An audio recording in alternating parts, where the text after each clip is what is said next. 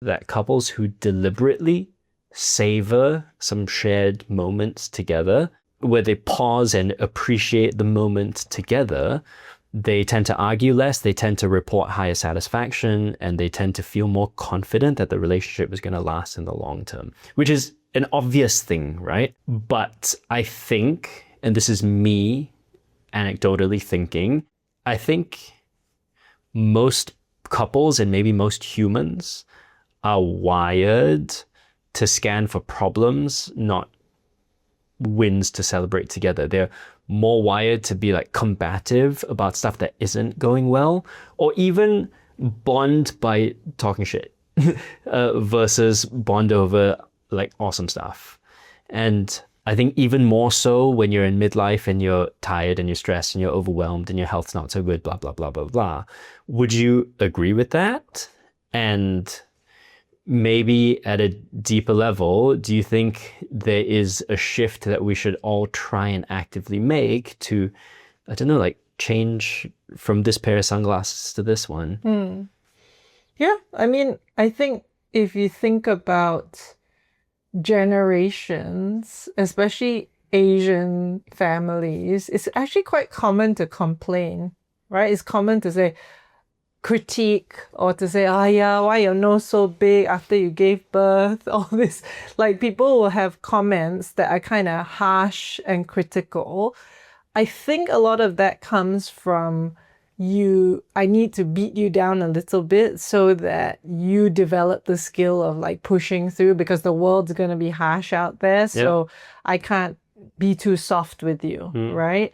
But if you've grown up with that, then to some degree, even if you're trying not to be that way, you repeat a little bit of that behavior, right? But I also think that you find things difficult, like when people are always giving you this sort of way of speaking. It's really hard to not copy. It's really hard to not like just be praising or just be saying, oh, you know, you're so good at this and you're so good at that, right? Because it's so different from what you grew up with.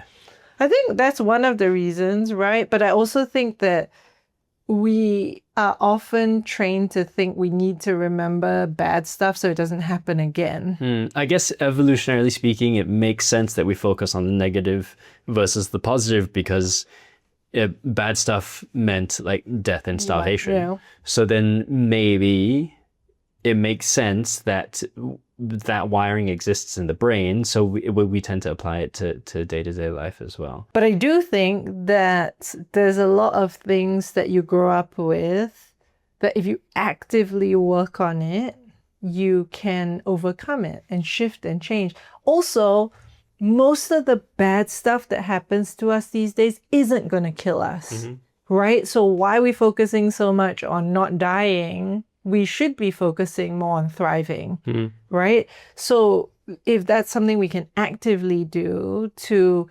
build those traditions and within a family culture, that's great, right? Like, for example, ever since Michaela was little, we decided that before we eat, we're going to think about what we're grateful for, right? And I feel like that's the kind of culture that we can push towards positivity, right? I mean, you and I have that habit sometimes of just sitting in bed or laying in bed and talking about why our kids are so cute, right? I guess it's stuff like that. Actually, like, I was trying to think of practical examples earlier today. I was like, fuck, do we not do it? But you're right, we do it. We do it. Do it. And I think we could do more of it. So here's the thing I was thinking about for us. We do date nights, right? And historically, we've sometimes tried to be productive about it and like think of things that we want to discuss, right? But I think sometimes those things that we want to discuss are like stuff that's not going the best, or sometimes it's just stuff we need to discuss for administrative purposes. Just like logistics. Yeah. But sometimes it's like, oh, I'm not so happy about this or that. And actually I was thinking it'd probably be, and then sometimes we wouldn't want to do it because we're so tired that they were like, oh, I don't know if I can take it. I don't know if I can deal with like, I'm not actually mad about it. It's just, and I also don't know if I can deal with it if a whole list of complaints comes up, right? But then I was thinking, this is one of the areas where we could shift the culture of the family or our marriage to talk about things that we really appreciate about each other, that we've seen each other doing and making effort in. And then instead of saying, oh, I'm not happy with you doing this or that, we could say something that we personally felt we could do better in. So then maybe you end up admitting the thing that the other person is thinking about anyway. So nobody has to point fingers, but you still get maybe some of the shifts or changes that you wanted. Yeah, I think it's a good insight, and I think it feels like territory we've been in so many times, and I feel like if I had to do a fair estimation of it, maybe in the last 10 years, we've had several attempts at trying to be better at showing our appreciation for each other. Yet, and we would usually do it quite well for a couple of months.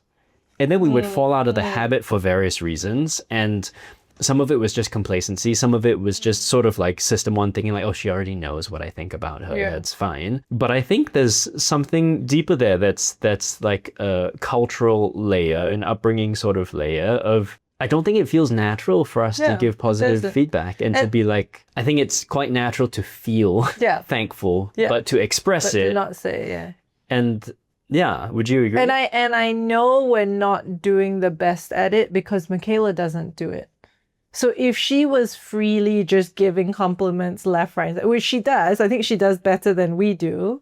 But if she was doing it left, right, and center, that would indicate that we are doing a really good job of that's interesting. Showing. Aren't kids inherently quite selfish for a while though?